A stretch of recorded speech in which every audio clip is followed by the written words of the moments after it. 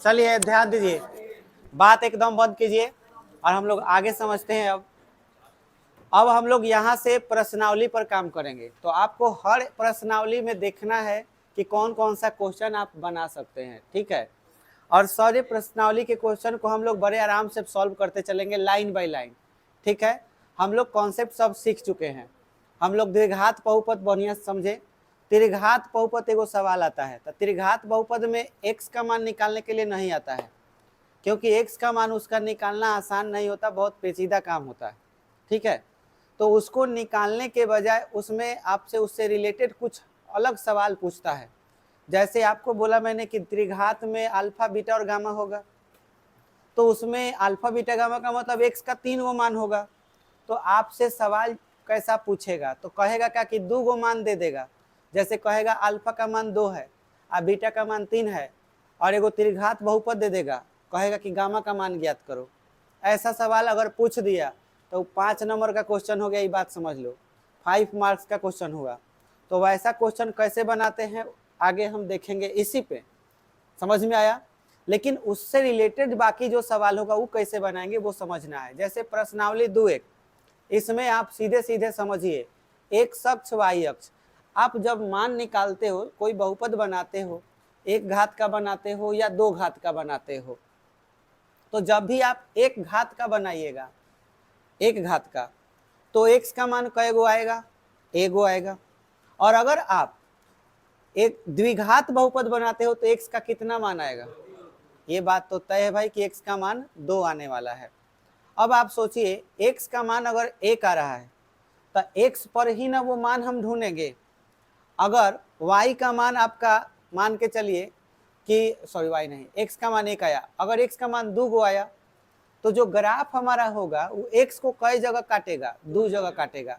जैसे इस रेखा को देखिए, ये x अक्ष को काट ही नहीं रहा है, तो x का मान इसमें हिला ही नहीं है, अल्फा का मान हिला ही नहीं है, बात बुझाया। और इसमें देखिए यह रेखा x अक्ष को एक जगह काट रही है, तो इसका शून्यक कै गो होगा, एगो होगा। इसका 3 जगह काट रहा है तो 3, इसका 2 होगा, और इसका 4, और इसका आए आए 1 2 3, 3 जगह टच किया है, ये टच किया है, काटा नहीं है, टच किया। एक तो 3 गो हुआ, लेकिन ये डायरेक्ट काटा है, 1 2 3 4, तो शून्य कितना हुआ, 4। अच्छा ये आप देखिए तो ये कई जगह काटा है, ये बड़ा खास चीज है, क्योंकि 11 में इसको बड़ा डिटेल में पढ़ना है। इस सारे ग्राफ में सबसे खास ग्राफ ये है। क्या खासियत है बताते हैं। शून्य कै गो है, द्विघात बहुपद बनाते हो तो आंसर कै गो आता है, तो उसे द्विघात बहुपद बोलते हो। अगर हम इसको ऐसे उल्टा कर दें और आप आसमान में एक गेंद फेंकिए तो ऐसा ही आपका आकार बनेगा। एक गेंद फेंकिएगा तो परवलयाकार बनेगा, तो इस फिगर को परवलयाकार बोला जाता है, इस ग्राफ को। इस सब छोड़ दीजिए, हाई ग्राफ देखिए, इसको हम लोग क्या बोलेंगे, परवलयाकार। तो ऑब्जेक्टिव में पूछ देगा कि द्विघात बहुपद का अगर ग्राफ खींचा जाए तो कौन सा आकार प्राप्त होगा, परवलयाकार। इंग्लिश में बोले थे पाराबोला, परवलयाकार को हम पाराबोला इंग्लिश में होते हैं। पारा माने उछालना, अब बोला बॉल से बना है, समझ में आया, यानी कि किस चीज को उछालना, गेंद को उछालना। देखो परवलय को इंग्लिश में पारा बोला कहते हैं, पारा मतलब फेंकना, अब बोला बॉल शब्द से लिया गया, यानी गेंद को फेंकने से जो पथ बने उसे परवलय कहते हैं। और ऐसा पथ द्विघात बहुपद में बनता है, तो ये आपको याद रखना है और इसे 11 क्लास में बहुत डिटेल में पढ़ना है। बात बुझा गया। अब ध्यान से समझिए, इसमें आपको सिर्फ इतना पूछा है कि शून्यकों की संख्या कितनी होगी, तो आपको करना क्या है, 1 नंबर का आंसर खाली लिख देना है कि ये एक शख्स को प्रतिच्छेद नहीं कर रहा तो शून्यक 0 होगा, एक शख्स को एक जगह प्रतिच्छेद कर रहा है तो शून्यक कै होगा, 1। बोले ऐसे लिखने आ जाएगा, ये प्रश्नावली खत्म, आप कर लीजिएगा इसको। अच्छा अब प्रश्नावली में आगे देखिए क्या करना है, 1 मिनट कहाँ गया,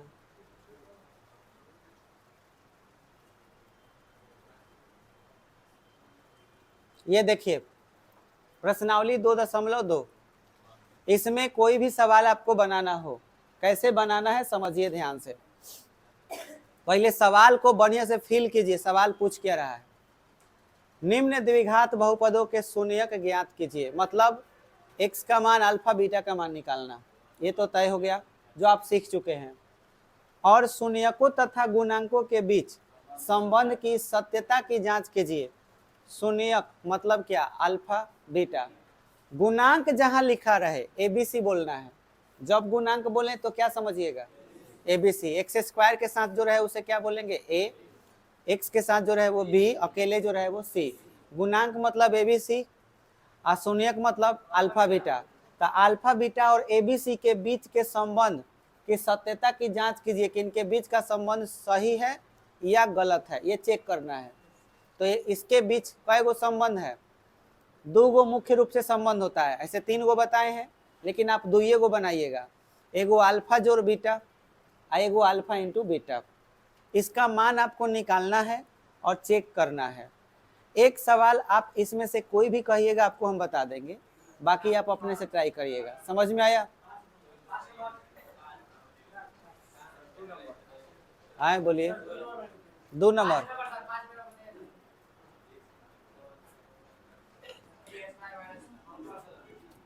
एक्सरसाइज 2.2 का क्वेश्चन नंबर 1 का 5 बोल रहे हो।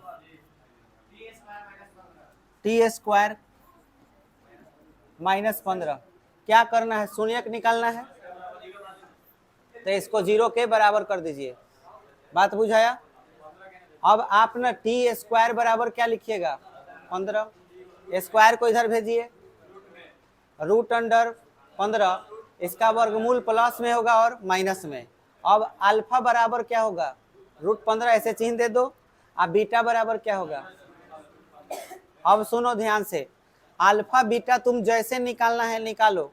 कुछ शिक्षक कहते हैं कि गुणनखंड विधि से बनाओ, द्विघाती सूत्र से नहीं, है ना। लेकिन उसे ध्यान नहीं देना है, आपको जो इच्छा हो, जिस मेथड से आपको बनाने आए, आप अल्फा और बीटा निकाल लीजिएगा। आपको अल्फा बीटा तो निकालने आ गया, आगे के प्रोसेस समझिए। अब गुणांक और शून्यक के बीच संबंध बोला है ना, तो शून्यक का मतलब क्या होगा, अल्फा और बीटा। तो हम यहाँ पे लिखेंगे क्या चीज, शून्यक। शून्यक मतलब अल्फा और बीटा, और क्या चीज, गुणांक। ये हमने लिख लिया, इतना लिख लिया, के बीच क्या चीज, संबंध। इस समझने के लिए हम लिख रहे हैं, बार बार नहीं लिखिएगा, आपको खाली केवल लिख देना है जांच। और ये समझने के लिए हम ये लाइन लिखे हैं। अब ये लाइन हर सवाल में लिखने की जरूरत नहीं, डायरेक्ट क्या लिख दीजिए, जांच। पहला नंबर आप लिख दीजिएगा अपना से, रोमन का 1 दे दीजिए, आज चाहे खुद का 1 अपना ऐसे लिख लीजिए, जो लिखना है, ठीक है, कोई भी लिख लीजिए। और एक बार लिख लीजिए अल्फा प्लस बीटा बराबर -b/a। और 2 नंबर में लिख लीजिए अल्फा इंटू बीटा बराबर c/a। ये बात बुझाया? ये लिखने के बाद अब जांच करना है, तो जांच करने से पहले आपको इस सब का मान लिख लेना है, सब चीज का लाइन से लिख लेना है। तो ध्यान दीजिए, अल्फा का मान मालूम है, बीटा का मान भी मालूम है ना। तो अब लाइन से सब मान हम लिखते चले जाएंगे। जैसे अल्फा पता है, बीटा पता है, ये तो देख ही रहे हैं। अब ए का मान आपको यहाँ उतारना है। ए किसको कहते हैं, जो स्क्वायर के साथ रहता हो। स्क्वायर टी पर लगा है, इसके साथ कुछ है, 1 है, तो 1 लिखा जाएगा। बी जो एक्स के साथ रहता हो, पहला ही नहीं है तो 0। सी जो अकेला हो तो -15, ये लिखा गया। अब 1 नंबर देंगे यहाँ पर और लिखेंगे हाई वाला पार्ट, LHS मतलब लेफ्ट हैंड साइड। क्या उतारेंगे, अल्फा प्लस बीटा। अल्फा का मान √15 और बीटा का मान -√15 उतारेंगे, कट गया, क्या आया, 0। अभी इसी में आपको लिखना है क्या चीज, RHS। RHS right hand side. RHS में क्या लिखा है, बस इसको उतारिए, -b और बटा में a है, माइनस उतारिए। अब b पर नजर ले जाइए, b कितना है, 0 उतारिए। a पर नजर ले जाइए, कितना है, 1 है, 1 से भाग दीजिएगा तो क्या आएगा, 0। दोनों को मैच कराइए, क्या यहाँ 0 है, वहां भी 0 होते सत्य हुआ, तो हम बराबर में लिख देंगे LHS जो सत्य है। आए -0 हो चाहे +0 क्या फर्क पड़ता है? ये बात बुझाया, 0 ही ना आएगा। ये बात बुझाया कि नहीं? हमको क्या करना है कि हई मान इस मान के बराबर होता है, ऐसा हमको चेक करना था। तो इसका मान हमने निकाल दिया 0, और फिर इसका मान निकाला तो इसका भी मान क्या आया 0। बराबर आ गया तो लिख देंगे सत्य, और अगर बराबर नहीं आया तो इसका मतलब तुम गलत बनाए हो। इसका मतलब सीधा सीधा है, ये बराबर अबे करेगा, इसको कोई बदल ही नहीं सकता। ये बात बुझाए, हमेशा बराबर आएगा। ही दूसरा संबंध फिर लिख लो ऐसा ही, अल्फा इंटू बीटा था ना, देखो है, तो LHS उतारो, LHS फिर लिखो क्या चीज, अल्फा इंटू बीटा। अल्फा के मान कितना था, √15 था, तो √15 लिख लेंगे, गुना बीटा का मान -√15 ब्रैकेट में लिख लो, आगे माइनस लग गया, √15 में √15 से गुना करो 15। बाबू लोग LHS कितना आया, भारी लग रहा है, -15 भारी लग रहा है तो बोलो, भारी नहीं ना है, बन जाएगा कि नहीं? पूरा एकदम बना देना है, सवाल को पटक देना है एकदम, सवाल तुमको नहीं पटकना चाहिए। अब बोलो क्या लिखोगे, RHS कितना आना चाहिए, -15 आना चाहिए। C/A लिखेंगे और C पर जाएंगे। C देखिए -15, A का मान 1। अब देखो वही आया, इक्वल टू LHS लिखना है, मतलब यह मान जो है LHS के बराबर आ गया, जो क्या है, सत्य है। बोलो संबंध का जांच हो गया। देखने में बड़ है लेकिन आसान है, भारी लगा, बन जाएगा। अब बताइए, अगर मैं आपसे कहूं कि इसमें तुम x का मान निकाल रहे तो x का मान 2 निकालोगे। निकालने का तरीका हमारे पास गुणनखंड विधि है, एगो द्विघात बहुपद वाला जो फॉर्मूला x अल्फा वाला और बीटा वाला फॉर्मूला है, कौनों से निकाल लो, एगो अल्फा मान लो, एगो क्या मान लो, बीटा। बाकी आगे का प्रोसेस समझ ही गए कि क्या करना है। आगे का प्रोसेस यही है कि ऐसे लिख लेना है और दोनों को जांच कर देना है। बोलिए बना लीजिएगा कि नहीं, ये पूरा हो जाएगा। अब आइए, इस सवाल को बनाने के लिए बाबू लोग एक फॉर्मूला याद रखिएगा। देखिए फॉर्मूला जो लिख रहे हैं बढ़िया से याद रखिएगा, सुनिए ध्यान से।